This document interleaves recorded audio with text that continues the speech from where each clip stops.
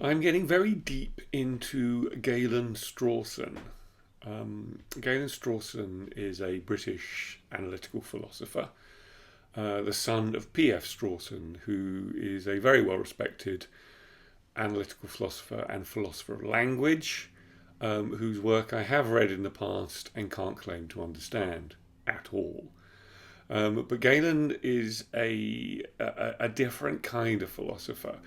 He's kind of he's an odd contradiction. He's part of the analytical tradition, so there is great form and discipline in his thinking, but he's oddly speculative at the same time.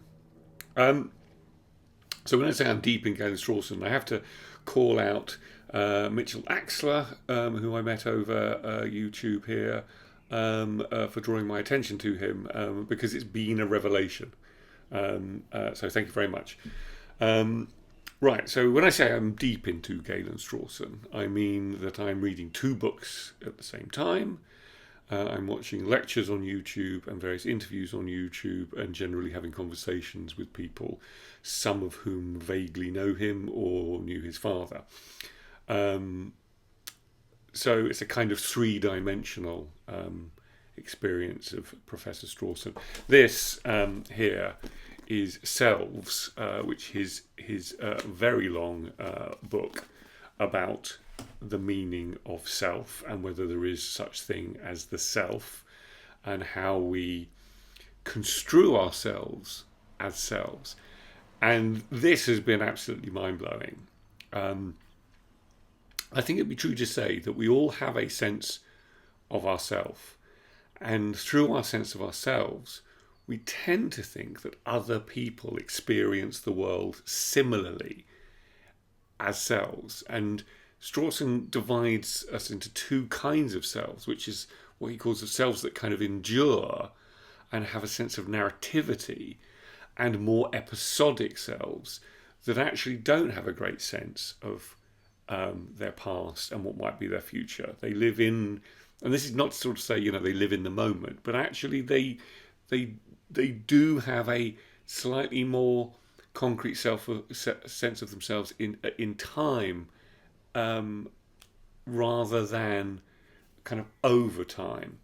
And I am definitely of the enduring narrative type of self, and it really didn't occur to me that anyone else didn't think of themselves as someone who came from a place and was sort of heading for a place, whether they get there or not. But there was a kind of arc and sort of, rather than episodes, there was a sort of, it was more joined up than that. But anyway, it transpires that actually quite a few people are much more episodic than I thought they were. Bridget, my partner, being one, and Galen Strawson being very much one of those. And that's probably why he's looking at this, because he feels that he is in a minority and wants to make a case for that. But anyway, in a sense, that's what's really useful is if in looking at myself as this sort of enduring and narrative, what it tells me is that I'm often looking at the past and looking at the future, and very seldom am I paying any attention to who I am at the moment. I don't think that's that healthy.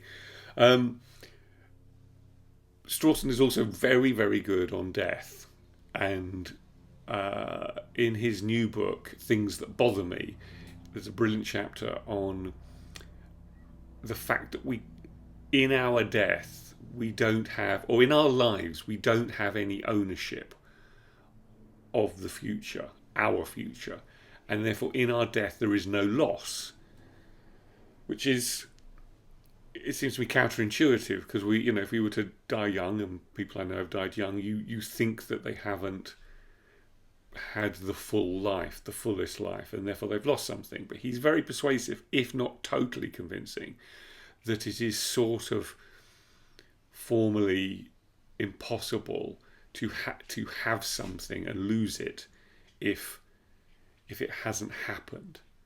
Now that actually sounds rather straightforward, but if you think about how we think about our lives, it's not how we experience our lives. he's also brilliant on free will. Now, I suppose I'm what's called a compatibilitist. Yeah, I think, who thinks that there is compatibility between free will and a determinist universe. What Strawson does, and it's very simple, it's not a trick, but it's a very simple, slight reframing. Instead of free will, he talks about our responsibility, which in a sense is the same as free will, i.e., am I responsible for every choice I make? And if you reframe his responsibility, his question always comes down to who is responsible for you, because we cannot be responsible for the beginning of us. We are, to sort of use the Heideggerian term, we are kind of thrown into the world. And at what point do we create the kind of the nest of usness that is responsible? He would argue we can't. If we're responsible for ourselves, who's responsible for the self that's responsible for ourselves? And then obviously there's infinite regress. I mean, you could say God, and that God gives us free will, but then you get into a whole other heap of issues about God and why God would give us free will and what it means to have free will with a God who is omniscient and therefore knows everything that's going to happen. But actually, we can park that. Strawson is very much just having the logical argument, and actually, I feel more convinced by us having no free will by Strawson's kind of responsibility angle than I do at any other angle. He's also very good on experience, but I'm going to touch on the thing that's I find really fascinating and I think kind of raises quite a lot of eyebrows, because its name is something that for someone like me would run away from. He is part of this philosophical position called Panpsychism, which does sound very, very hippy-dippy and a little bit supernatural, but it isn't at all. It's a very straightforward attempt to be what he calls a strong realist or a strong materialist or a strong physicalist, i.e., there is only one thing in the universe. So he's a monist.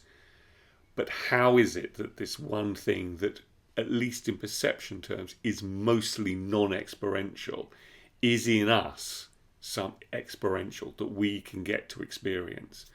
There is one thing in the universe, whether you call it, the finest particles of matter or fields of energy or whatever, wherever you want to go in the kind of smallest material of the universe,